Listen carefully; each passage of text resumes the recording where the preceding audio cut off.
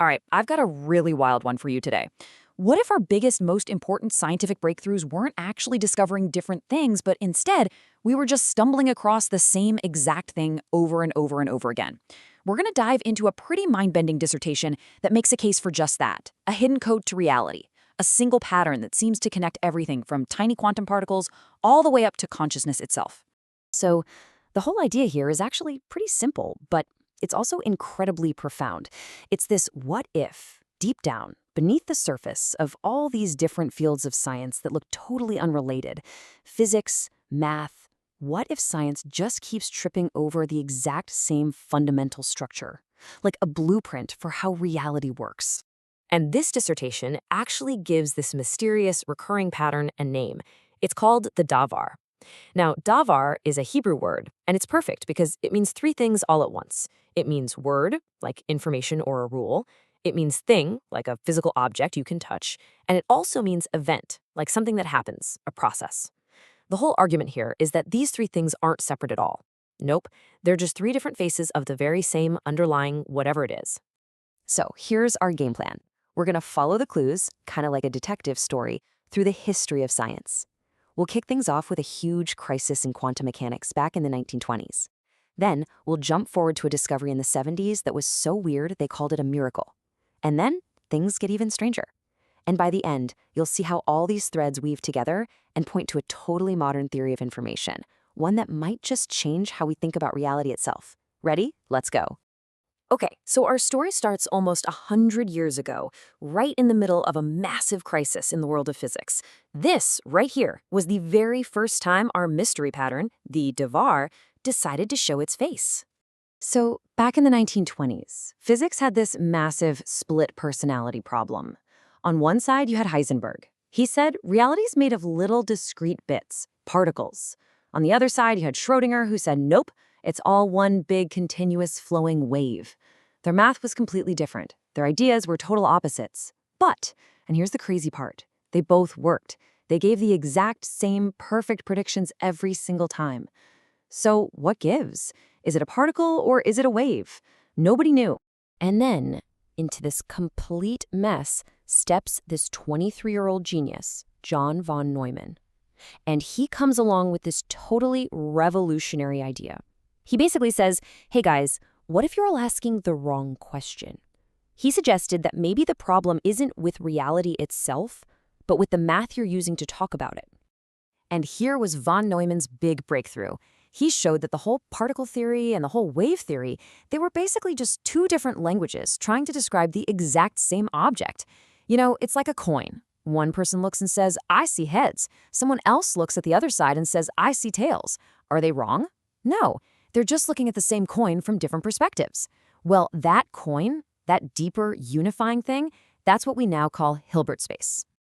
And that brings us right back to our big mystery. Hilbert space was the very first Davar ever found. See, it's not a particle and it's not a wave. It is the abstract informational structure that just looks like a particle or a wave depending on how you measure it. It's the word, the thing, and the event of the quantum world all rolled into one. All right, so for decades, this whole idea of a unifying pattern just kind of went quiet. But then, in 1972, it pops up again, and this time it connects two completely different worlds of science. And I mean worlds that had absolutely zero to do with each other.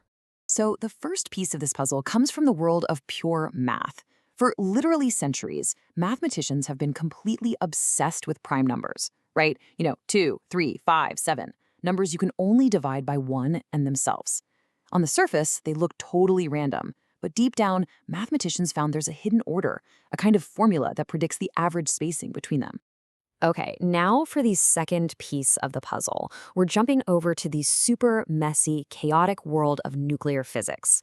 Here, scientists were looking at the energy levels inside big, heavy atoms, and it was just a total mess. But using some clever statistical tools, basically a way to find a signal in the noise, they cooked up a formula that described the spacing of these chaotic energy levels. And this is where the story gets really, really weird.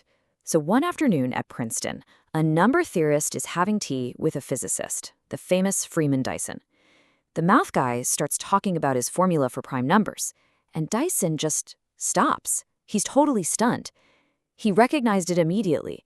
It was the exact same formula they were using to describe the chaos inside an atom. I mean, think about that. The clean, perfect, abstract world of prime numbers was described by the same math as the messy, chaotic physical world of atomic nuclei. They were singing the same song. As Dyson himself said, it is just a miracle. Okay, so if you thought that was a miracle, get ready for our third clue. This one was so utterly bizarre, so ridiculously impossible on its face, that scientists gave it the nickname monstrous moonshine, because they thought you'd have to be drunk on moonshine to believe it. This is where the pattern starts to look, well, undeniable. This one is just out there. So, on one side you have this mathematical object called the monster group. The best way to picture it is like a giant, unbelievably complex crystal. It has a finite number of symmetrical faces, but that number is, well, it's an 8 with 53 zeros after it. It's huge. Okay, so that's the crystal. On the other side, in a totally different part of math, you have something called the J function. Picture this one as a smooth, infinite, flowing river. There's absolutely no reason these two things, a finite crystal and an infinite river, should have anything to do with each other. And yet, the key numbers that describe the river's flow turned out to be simple combinations of the key numbers that described the crystal's facets. It's just impossible. So what in the world could possibly connect them? An impossible crystal and an unrelated river? Well, the answer, believe it or not, came from string theory. A mathematician named Richard Borchards finally proved it. He showed that the monster group and the J function were just two different shadows being cast by a single, much deeper object. The technical name for it is a vertex operator algebra, but honestly, don't worry about that. The important thing is the pattern. Once again, two things that looked completely different, completely incompatible, turned out to be just two sides of the same coin. Okay, let's take a breath here. We've got 3 huge clues spread out over 70 years of science. We've got quantum mechanics, we've got number theory, we've got this monstrous moonshine thing, and every single time the exact same pattern shows up. So now, let's put it all together and look at the big picture. Let's just lay it all out on the table. First up, particles versus waves. The paradox is resolved by a deeper structure, Hilbert space. Then, prime numbers versus atomic chaos. That paradox is resolved by them sharing the exact same deep mathematical structure. And finally, a finite crystal versus an infinite function. Again, paradox resolved by a single unifying object. You see the theme? Every single time, a massive contradiction is solved, not by picking a winner, but by finding a higher, hidden level of reality, where the two opposites are actually the same thing. Every single one of these discoveries was a discovery of a Davar. So what's the common thread here? What do Hilbert space and all these other Davars have in common? Well, this is the core argument of the dissertation. It says they're all just different examples of a new kind of math. Now, it has a complicated name, information cohomology, but let's just ignore that for a second. What this math does is what's important. It describes how pure information, just rules, just patterns, just constraints, can actually create physical reality. It's not just a language to describe the code of reality. It might be the math of the code itself. Okay, I know. We just went on a pretty deep dive into some heavy-duty math and physics. But here's the thing. The implications of this idea are huge. They go way beyond a university lecture hall. So let's talk about what this actually means for how we see the universe and maybe even our own place in it. So this really is the bottom line, isn't it? If this whole idea is right, what does it actually mean if reality isn't made of stuff, but is fundamentally made of information? Because if that's true, it changes literally everything. Well, for starters, it completely flips our normal way of thinking upside down. We usually think matter is the most basic thing. This suggests information comes first, and the physical world we see actually emerges from that information. It would also finally explain something that has always bugged physicists. Why is math so insanely good at describing the universe? Well, maybe it's because the universe is a kind of mathematical structure. And here's the really profound part. What about consciousness? Maybe it's not some random ghost in the machine. Maybe consciousness is what happens when the universe's own structure, its own code, becomes aware of itself.